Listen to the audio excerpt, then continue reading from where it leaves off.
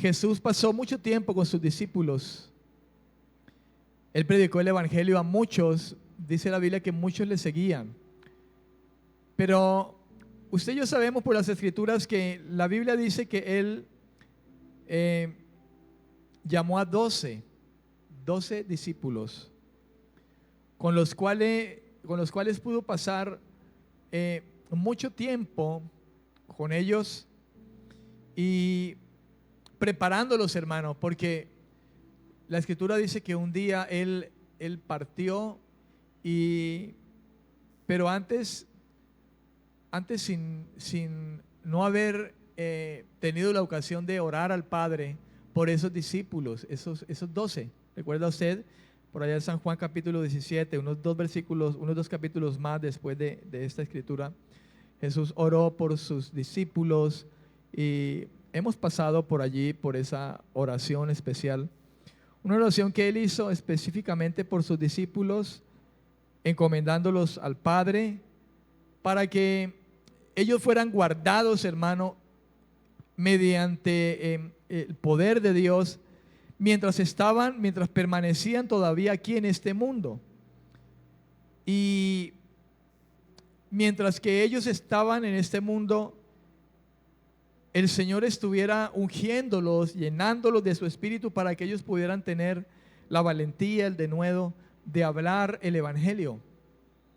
Por lo cual también dice la escritura que Jesús dijo que no oraba solamente por esto, sino por todos aquellos que habrían de creer por la palabra de ellos. Y creo que hasta el sol de hoy nosotros somos una respuesta de esa oración que el Señor Jesús un día hizo como petición al Padre.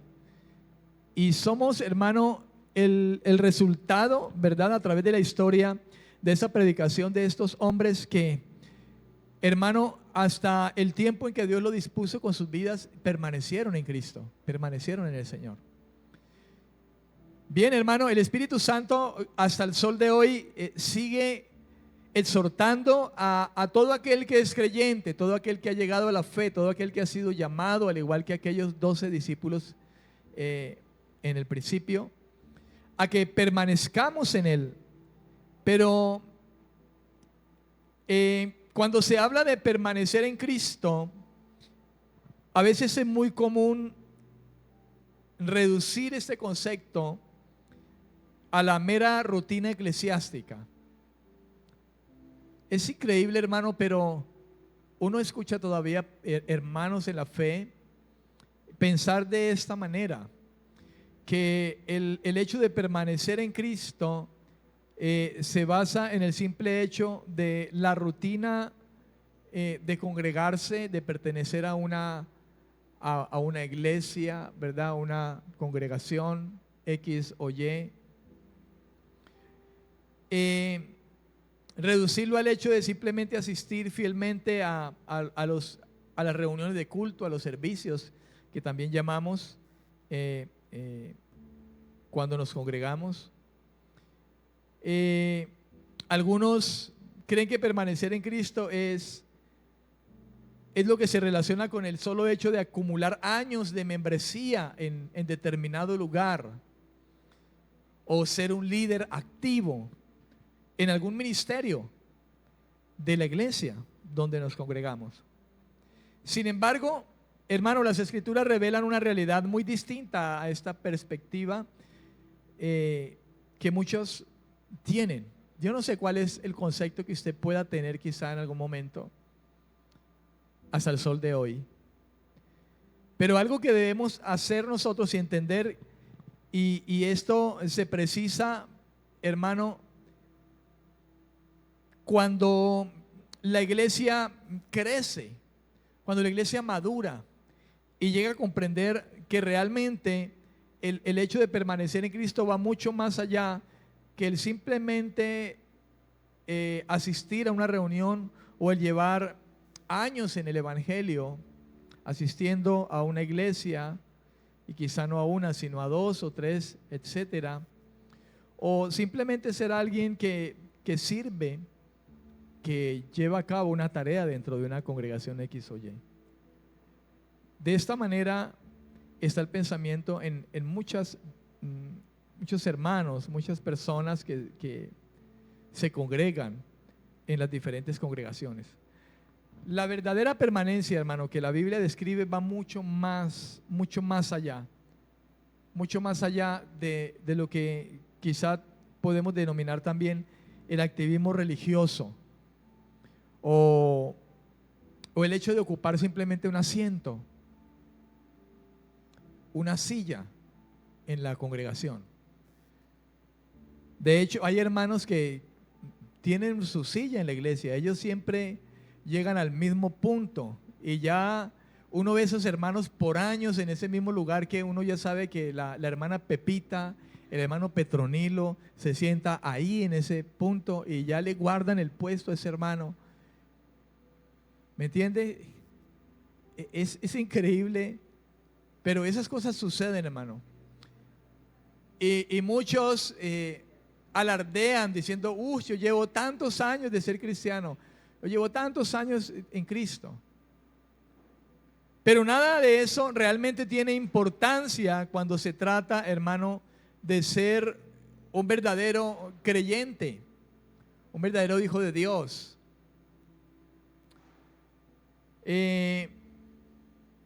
La verdad es que hablar de permanecer en Cristo se trata más que eso, hermano, de una realidad espiritual profunda y transformadora en la vida de cada creyente.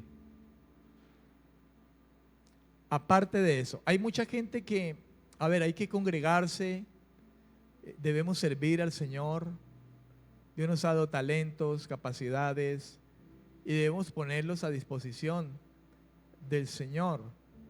No porque Dios necesite como tal eso, hermano, no, sino porque Dios nos ha preparado, todo lo que Dios nos ha dado, todo lo que somos en sí, hermano, es para que lo pongamos a merced de Dios, del reino del Señor. Pero verdaderamente, hermano, algo que usted y yo tenemos que entender en este tiempo donde está tan tergiversado el hecho de ser gente que permanece en Cristo, de saber que esto va mucho más allá. Esto habla de una realidad espiritual, en una comunión profunda y verdadera con Dios. Y que tal comunión es una comunión que nos transforma. Es una comunión, hermano, que no nos permite ser iguales a través del tiempo.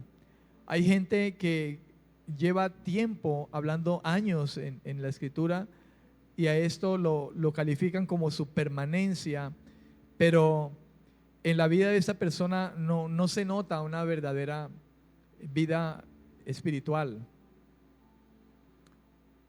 una vida transformada por el poder de Dios, un corazón transformado, un carácter distinto. Yo hablo esto, hermano, con mucho temor y temblor delante de Dios, porque delante de Dios estamos aquí.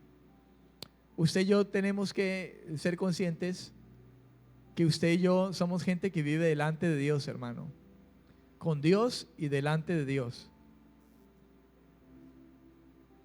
A Dios no lo vemos, pero sabemos por las Escrituras que Él está con nosotros. Yo no sé usted cómo tome ese término, pero Dios está con usted y está en usted. Dios está aquí esta noche. No necesitamos aquí brincar, saltar, levantar alaridos, gritos de júbilo y saltos y euforia para decir que la unción, que el poder de Dios está moviendo, que Dios está aquí, que está tocando nuestras vidas. No necesitamos de eso, hermano. Yo no necesito de eso.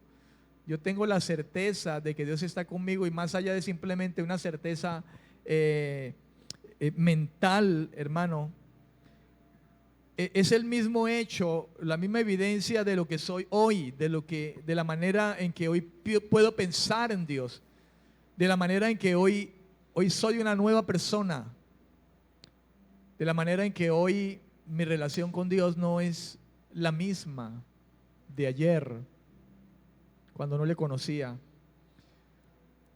O pudiera decir que mi comunión con Dios no es la misma de hace unos años atrás. Llevo aproximadamente unos 24 años, 25 años de estar caminando en este camino por causa de Dios, porque Él fue el que me puso en ese camino. Y no soy la misma persona, hermano, que de hace años, hace 25 años, cuando recién comencé en el Evangelio, hace 20 años, 15 años, 10 años, hace 5 años. Es más, nosotros no debiéramos de ser la misma persona de ayer, no más. La Biblia dice que estamos llamados a ser gente que está creciendo constantemente en la gracia del Señor. Somos gente en la que Dios está trabajando continuamente esa buena obra que comenzó en nuestros corazones. Cada vez que hablo estas cosas y llego a fallarle a Dios de alguna manera, hermano, mi corazón se constriñe profundamente. Y me doy cuenta que realmente todavía me falta tanto, hermano, y nos falta tanto. A veces este mundo nos absorbe de una manera tan impresionante que a veces ni cuenta nos damos. Estamos en el Señor, pero creo que Dios desearía que nosotros pudiéramos entender a cabalidad lo que significa permanecer en el Señor. Creo que parte de la obra que Dios ha hecho en nuestros corazones es el hecho de que Dios ha puesto en nosotros esa necesidad de buscarle. Yo no sé si usted está de acuerdo conmigo, esa necesidad. Porque hay un temor, hermano, hay un deseo en nuestro corazón hoy en día de no quererle fallar al Señor. A mí me frustra en muchas ocasiones cuando quizás de repente somos tentados en alguna forma, porque hay muchas formas de ser tentados, y caemos en esa tentación. Y me duele el corazón. Y soy consciente de que Dios está ahí en mi vida, porque el Espíritu de Dios obra y hay muchos factores. No sé si usted, cómo usted pueda entender la comunión del Espíritu Santo en su vida, pero en mí a veces siento que el corazón se me acelera y tiende a salírseme del pecho de lo acelerado que se coloca cuando el Espíritu de Dios, hermano, está alertándome de algo en lo que no debo caer.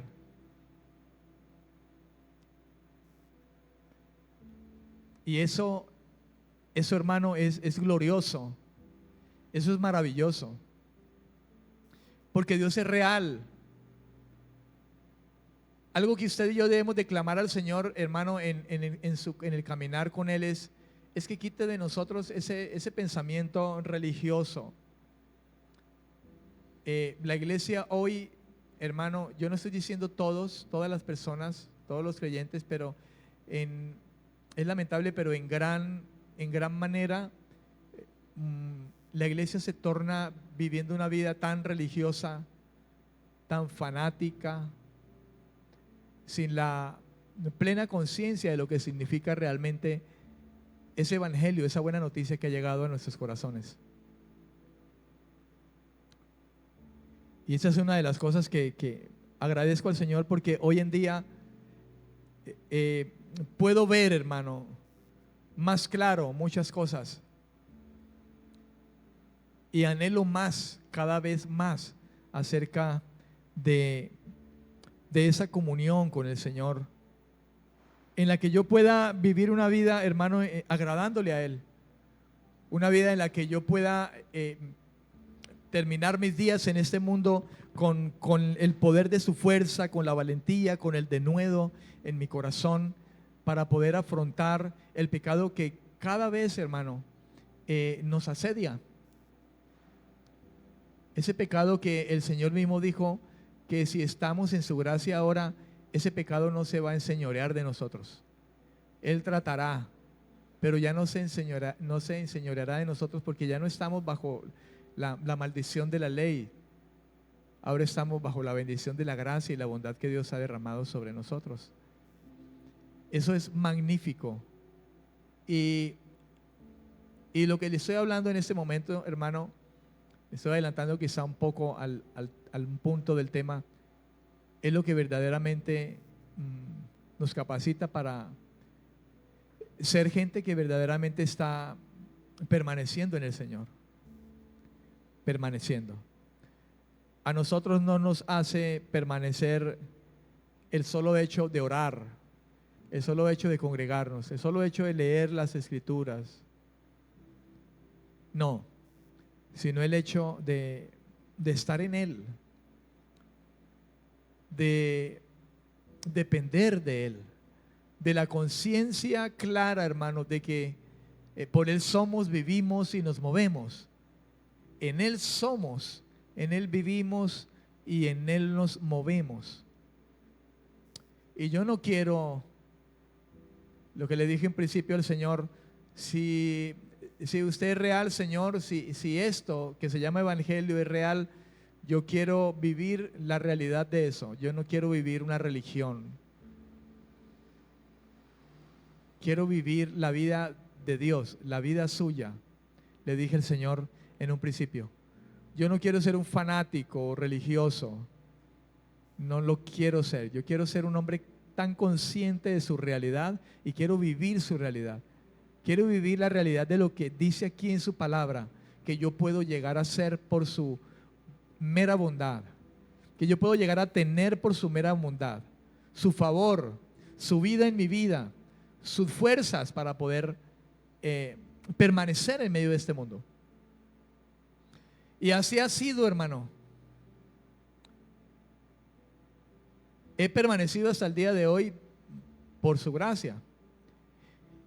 Y el cristiano, hermano, tiene que entender que si ha permanecido hasta el día de hoy, lo hace no por su activismo, no por sus méritos, no por su tiempo en una iglesia, porque es viejo en una iglesia, porque lleva años en un ministerio o en alguna membresía.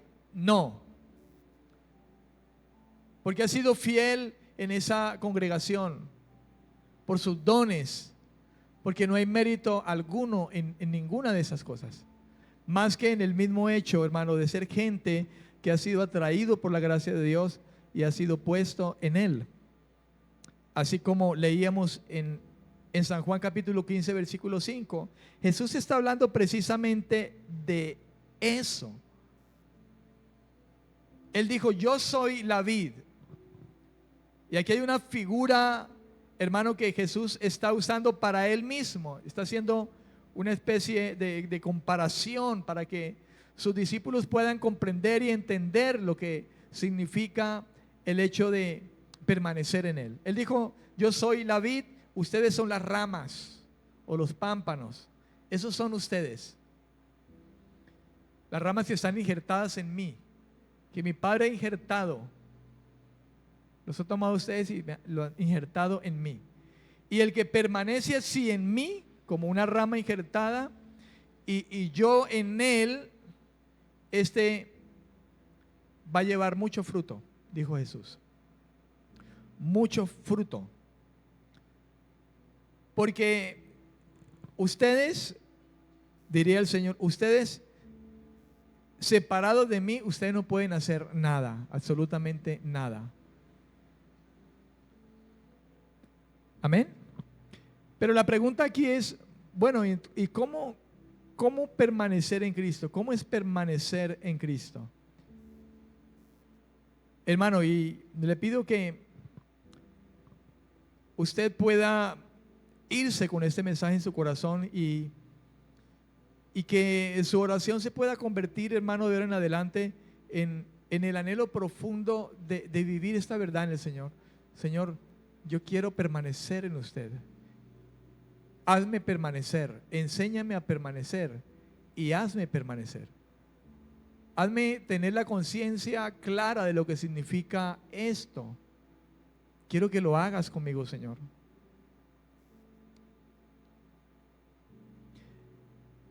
Yo leía San Juan capítulo 8, versículo 31. Si usted va a esa escritura en esta noche, San Juan 8:31, dice Juan Dijo entonces Jesús a los judíos que habían creído en él. Les dijo: si vosotros permanecéis en mi palabra, seréis verdaderamente mis discípulos. Aquí hay algo clave, hermano.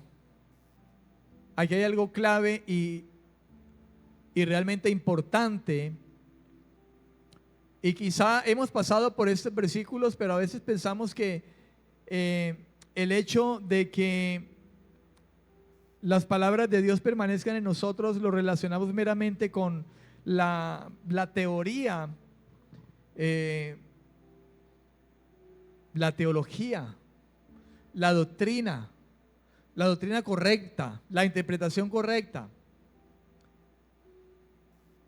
Y relacionamos el hecho de ser gente que permanece en las palabras de Cristo cuando simplemente las tiene como un conocimiento en su mente.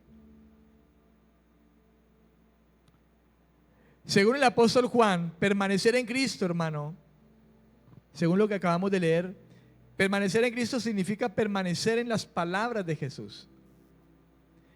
Note, permanecer. No habla de palabras grabadas en la mente, en la memoria, sino de estar aferrado a ese consejo de Jesús, aferrado a esa buena enseñanza para seguirla. Permanecer en las palabras de Jesús es que nosotros atendemos esas palabras para que ellas sean, hermano, el fundamento de mi actuar, de mi pensar, de mis emociones, de mis sentimientos, de mis pasiones, de mis decisiones. Ellas sean el baluarte y el fundamento sobre el cual yo puedo apoyar mi vida para desarrollar mi vida, hermano, en medio de este mundo, en lo que Dios me ha permitido ser: un padre, un hijo, un esposo, un vecino, un ciudadano en medio de esta sociedad. Y donde quiera que yo pueda estar, que yo pueda modelar las palabras de Jesús cuando hablo, cuando actúo, cuando miro, cuando escucho, cuando pienso.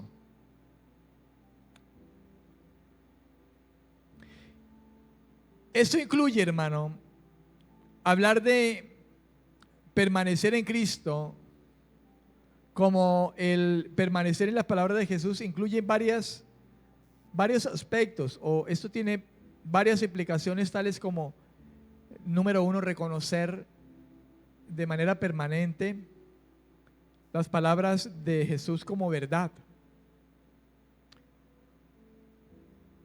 Eso significa que en ningún momento nosotros, hermanos, las pongamos en duda para seguirlas frente a las circunstancias que podamos vivir.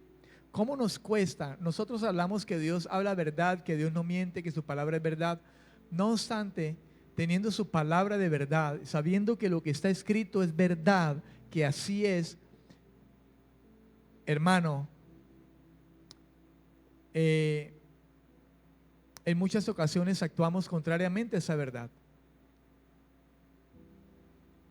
Y nos apoyamos muchas veces, hermano, en la mentira que terminamos por creernos. En la mentira que terminamos por creer por lo que nos rodea, por cuanto es lo que comúnmente hace la gente, por cuanto es la decisión que casi todo mundo toma. Y leemos las palabras del Señor, no obstante, hermano, muchas veces decidimos dejar las palabras de Él de un lado para seguir lo que a veces decimos nosotros: me dice el corazón. Es que yo siento en mi corazón esto, pastor. Y la Biblia dice que el corazón de nosotros es tan fácil que nos engañe. A menudo hablamos y decimos, no, yo sentí en mi corazón esto y hablamos de esa manera. Y a veces hemos llegado a actuar y las cosas no han sido lo mejor, no han salido de la mejor manera. Porque simplemente la verdad del Señor la hemos tenido delante de nosotros en las Escrituras tan claramente, pero hemos seguido el corazón porque, hermano, quizá aquello a lo que nos estamos refiriendo nos conviene, o porque estamos aferrados a eso, porque nos cuesta soltar, porque nos cuesta reconocer, porque nos cuesta la humildad, porque nos puede más el orgullo.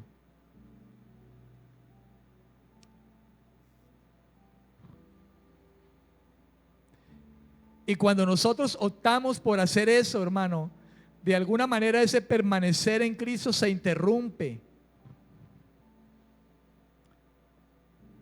Se interrumpe esa comunión. Porque nos cerramos al fluir, a ese fluir de Dios en nosotros. Amén. Cuando hablamos de permanecer en las palabras de Jesús, también implica el hecho de aceptarlo a Él de manera permanente como el Señor de nuestra vida. El Señor, su señorío. El aceptarlo a Él de manera permanente como ese Salvador que en primera instancia nos ha salvado de una eternidad oscura, pero no solo eso, sino de un Salvador que está para salvarnos en medio de este mundo,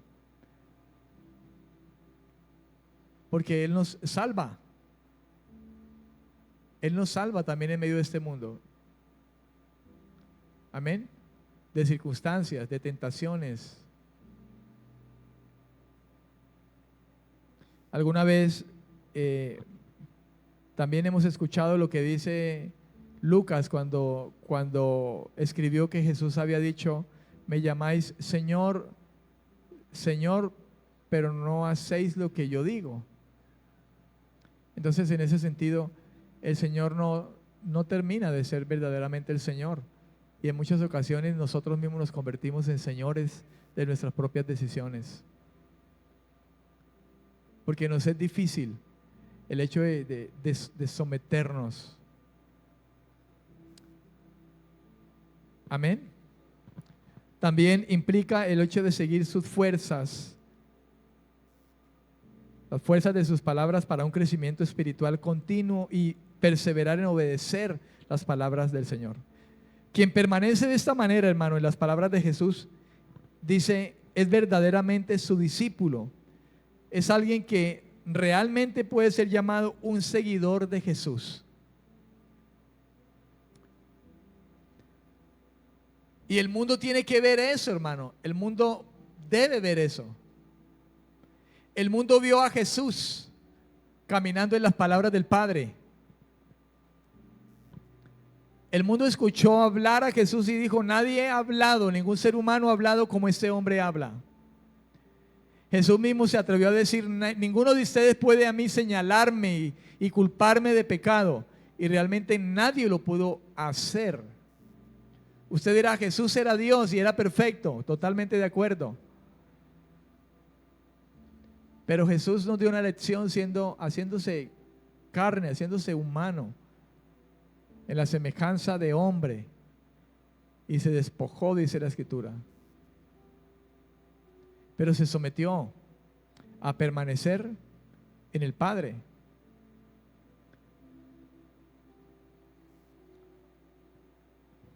En San Juan capítulo 15 versículo 7 dice, si permanecéis en mí y mis palabras permanecen en vosotros, pedid todo lo que queréis y os será hecho. Os será hecho. Esta vez, hermano, Juan describe de nuevo el permanecer en Él como permanecer en sus palabras. Fíjese cómo hay una constante del Señor Jesús, y cuenta Juan estas palabras que escuchó del Señor, en que sus discípulos comprendieran realmente lo que significaría permanecer en Él. Que va mucho más allá de la idea que quizá en aquel tiempo los discípulos que Él había llamado tenían como el hecho de permanecer, como el ir a una sinagoga, como lo acostumbraban a hacer, el participar de las fiestas solemnes, el participar de los sacrificios y de todas esas cosas, les hacían pensar a ellos de que ellos estaban permaneciendo en el Señor, permaneciendo en la verdad, en las palabras del Señor, cuando esto iba mucho más allá. De modo que el Señor Jesús se torna haciendo mucho hincapié en eso, y Juan dice que Jesús dice una vez más: si permanecéis en mí, mis palabras permanecen en vosotros. Ahora dice: pedid todo lo que queréis y os será hecho. Cuando Jesús dice con mis palabras, Jesús se refiere a todo lo que Él les ha enseñado durante los años que ya habían pasado. Jesús estaba pronto ya a volver al Padre. Primero ir a la cruz, morir, luego resucitar y de nuevo ascender. Pero hermano, lo que Jesús está diciendo aquí es que recordaran todo aquello que habían podido escuchar de Jesús en cuanto a la vida del reino. Y principalmente lo que usted y yo conocemos como el Sermón del Monte. Allí hay un compendio, hermano, donde prácticamente, si usted ha leído Mateo capítulo 5 hasta el capítulo 7, usted se dará cuenta de que no es otra cosa más que la misma ley moral de Dios la que Jesús toca allí, como lo que nos corresponde a nosotros como gente del reino. No porque debamos cumplir esa ley de manera perfecta, porque ciertamente ninguno podemos hacerlo, pero es precisamente la gracia del Señor lo que nos prepara a nosotros para toda buena obra. Y cuando la Biblia dice que Él preparó para nosotros las buenas obras para que anduviéramos en ellas, se está refiriendo precisamente a eso, a la obediencia a sus palabras, a sus leyes morales que hacen parte de su carácter santo. Amén.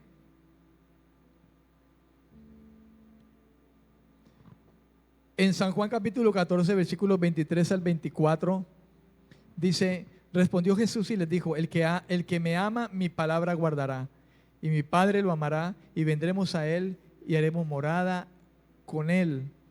El que no me ama no guarda mis palabras, y la palabra que habéis oído no es mía, sino del Padre que me envió. Partamos de este punto. Jesús habló unas palabras. Todo lo que Jesús habló, todo lo que enseñó, hermano, dice Jesús que esto ni siquiera era de Él, por decirlo de esta manera, aunque ciertamente era Dios. Él dice: mi Padre me ha dado esas palabras para que yo las hable, las enseñe. Y aparte de que las hablara y las enseñara, Él mismo caminaba en esas palabras del Padre. Él mismo las obedecía. La Biblia dice que Él fue obediente hasta la muerte, y muerte de cruz. Y fíjese usted lo que dice Jesús: el que le ama a Él, la manera como tiene para demostrar ese amor es obedeciendo la palabra del Señor. Ninguno de nosotros podemos decir que amamos al Señor, hermano, si simplemente lo decimos de labios. La mejor manera de poder demostrar al Señor de que le amamos es cuando le obedecemos a Él, cuando seguimos su consejo, cuando tomamos su directriz, cuando hacemos lo que Él nos dice que debemos hacer. En todas las formas, en todas las maneras, en todos los ámbitos, en toda conducta, en toda emoción, en todo pensamiento, en toda palabra, en todo actuar. A veces los cristianos escogen algunas cosas en las que quieren obedecerle al Señor, pero hay otras en las que no. Y no se trata, hermano, de ser selectivos, Se trata de obedecer a Dios en todo lo que Dios nos ha dicho que le obedezcamos y hagamos como Él dice que debemos hacer, vivir, hablar, pensar, actuar. Si ellos permanecían en estas palabras, Jesús dijo que Él mismo también permanecería en ellos. Obviamente, hermano, debemos entender la promesa de Jesús, esa promesa que hemos escuchado ahora, con la parábola que Él ha acabado de explicar como trasfondo. ¿A qué parábola me refiero? A la parábola que habla ahí en el capítulo 15, desde el versículo 1 hasta el versículo 8. Él ha hablado una parábola acerca de la vid. ¿Recuerda? Debemos entender esa promesa de Jesús, hermano, con la parábola acerca de la vid y sus pámpanos. Y lo que dice Jesús es: si los discípulos pedían en oración lo que necesitaban para llevar mucho fruto, sus oraciones serían escuchadas sin lugar a dudas. Regularmente hemos tomado las palabras del Señor Jesús cuando Él dice: si permanecéis en mí, mis palabras permanecen en vosotros, pedid lo que queréis y os será hecho. Comúnmente hemos tomado estas palabras del Señor para pedirle tantas cosas que realmente están fuera de lugar. Porque cuando Jesús está diciendo: pedid todo lo que queréis y os será hecho, Él principalmente, hermanos, se está refiriendo a aquello que le da la capacidad de usted y a mí, hermano, de poder llevar precisamente mucho fruto. Santiago dijo que muchos oraban y no recibían porque pedían mal, pedían para sus propios deleites, sus propias pasiones. Y algunos hasta se atreven a decir: Señor, tu palabra dice, pedid todo lo que queréis y os será hecho. Y muchos ven en esto como la magia de la lámpara que se frota, ¿verdad? Y vienen los deseos. Y entonces todo lo que queremos y nos va a ser hecho. Hay un tan mal entendimiento de esto de muchos creyentes, hermano, que no se dan cuenta que en primera instancia, sí, Dios nos da las cosas que necesitamos. Pero cuando Jesús está hablando de esta manera, Él no está hablando, hermano, precisamente de cumplir nuestros caprichos. Él está hablando del anhelo que debiere de haber en un verdadero creyente, y es el hecho de llevar el mucho fruto en la vida de cada uno de nosotros. El mucho fruto. ¿Y cuál es ese mucho fruto? Es el carácter de Cristo. Es el verdadero amor de Dios en nosotros. Ese amor que va mucho más allá de la simple palabra, el simple amor de lengua. No, sino el amor que se manifiesta en el hecho y en el actuar. Ese amor que se demuestra en el hecho de obedecer las palabras del Señor, por lo cual permanecemos. Podemos decir que alguien permanece en el Señor. En el tiempo ha permanecido, pero no por el tiempo, sino porque en el tiempo ha sido una persona que ha vivido según las palabras del Señor, según las palabras de Dios. Amén.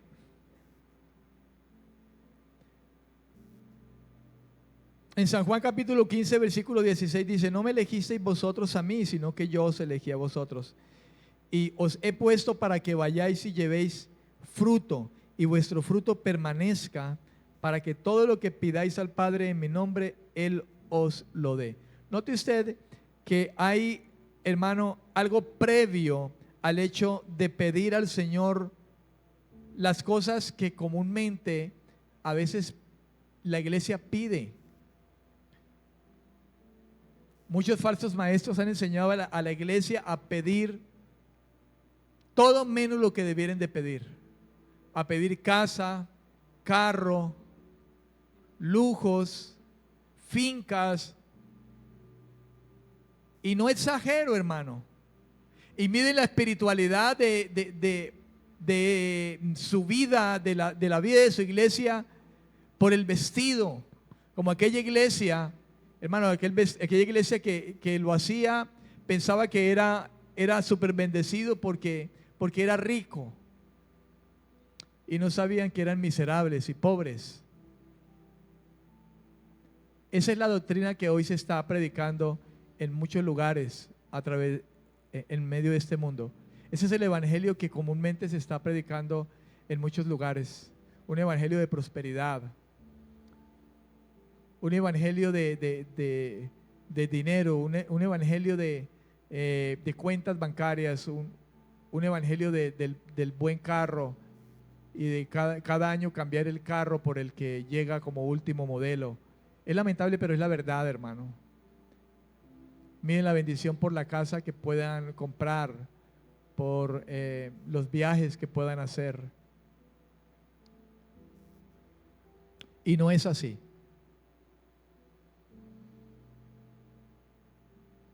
Jesús dijo un día: ¿de qué le vale al hombre ganarse al mundo si al final perderá su alma? En 1 de Juan, capítulo 3, versículo 22, dice: y cualquiera cosa que pidamos la recibiremos de Él, porque guardamos sus mandamientos y hacemos las cosas que son agradables delante de Él. Note que dice Juan: cualquiera cosa que pidamos, cualquiera cosa. Yo les decía ahora, hermanos, sí, nosotros podemos pedir a Dios cosas. Pero recuerde usted que Jesús dijo un día a sus discípulos que vivían afanados, turbados en medio de este mundo, con problemas, dificultades: ¿qué comeré? ¿Qué vestiré? ¿Qué calzaré? Dijo: no se afanen por eso. A ustedes se les olvida que el Padre ya sabe de qué tienen ustedes necesidad antes de que se lo pidan. Más bien, en lugar de enfocar tanto su oración en pedir estas cosas, pidan su reino. Yo creo que Juan está hablando aquí en primera instancia de eso. Cualquiera cosa que pidamos la recibiremos de Él. Hermano, siempre que usted pase por esa escritura o similar a esta, no piense, hermano, en las cosas materiales. Yo lo hice a usted que no piense de esa manera. Sí, yo le he dicho: Señor, ayúdanos, necesitamos suplir esta necesidad, suplir esta otra. Pero eso no se convierte en mi vida lo que no me deja dormir. Eso no se convierte en mi vida, hermano, lo que no me deja pegar los ojos en la noche. Eso no se convierte, hermano, en mi clamor en oración. Cuando me postro o me siento en mi cama o acostado en mi cama, oro hablando con el Señor.